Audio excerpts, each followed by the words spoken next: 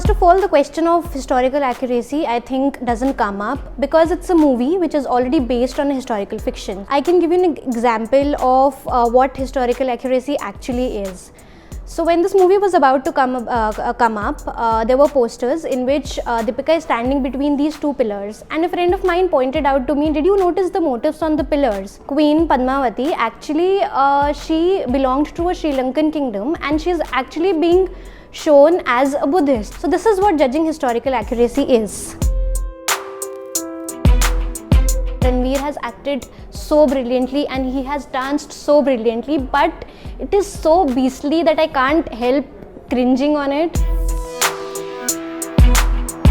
So you already come from a society where you know that there is a polarization between Hindus and Muslims, and you know that people already have such misconceptions about what the Muslim rulers were. Whenever people now will think about Muslim rulers, they'll think about this lustful beast. You have actually fed them an image, and that's what the problem is.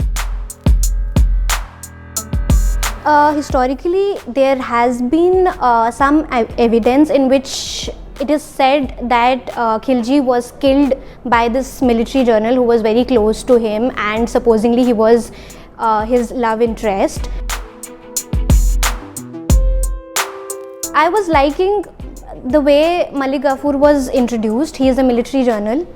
He killed two people to get into the service of Khilji, and then there is a sequence where he flirts a little with Khilji, which was again the thing that I liked. So okay, I thought that they're trying to balance his masculinity and femininity, quote unquote. The problem is later in the movie, his entire image of military general takes a backseat. So you're showing Malik KAFUR as a stereotypical gay person who acts in a certain way. It was important that you showed this aspect, but then you ruined it by showing it so stereotypically. I think that's my view on that.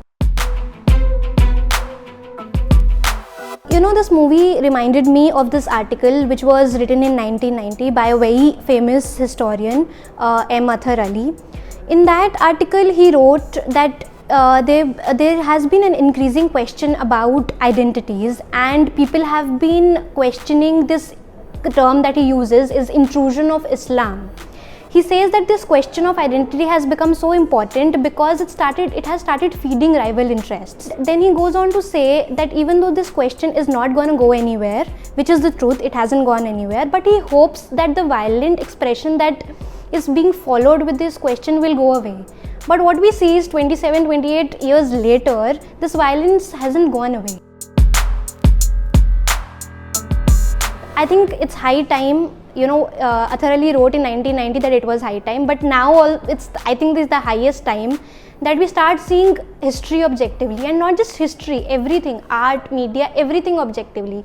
I think we need to remove ourselves from our biases, from our backgrounds, from the region that we belong to, from the religion that we belong to, and start seeing things more objectively. I think that would be my last word on it.